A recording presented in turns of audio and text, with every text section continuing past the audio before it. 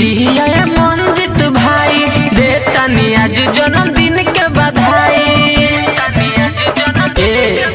हरे जुग जुग जिया मंजित भाई देता नी आज जन्मदिन के बधाई। तारा भाग में सादा लगे साइन बुलू, तारा भाग में सादा लगे साइन बुलू। जिला में नाम कमात रह तू ए मंजित भाई हैप्पी बर्थडे टू यू। जिला में नाम कमात रह तू ए मंजित भाई happy birthday to you.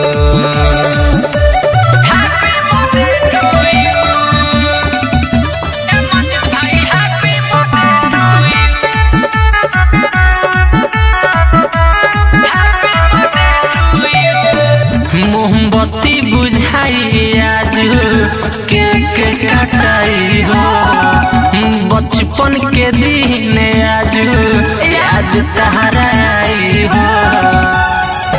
But chance करो हो तू रोमांस करो हो, हाई डीजे के पलट पर डांस करो हो। जाके घूम तू नेपाल चाहे इंडिया के जू, जाके घूम तू नेपाल चाहे इंडिया के जू।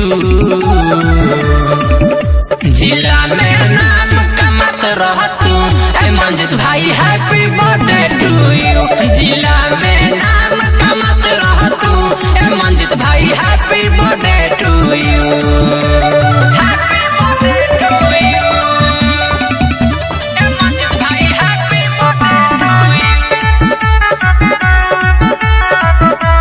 Happy birthday to you. गाँव टोला एरिया में करते रह नाम हो, जीवन में करत रहिया नेक नेक काम हो। दिन आजाद रही हो जिंदाबाद रही हो, तोरा साथ ये दोस्तन के आशीर्वाद रही हो।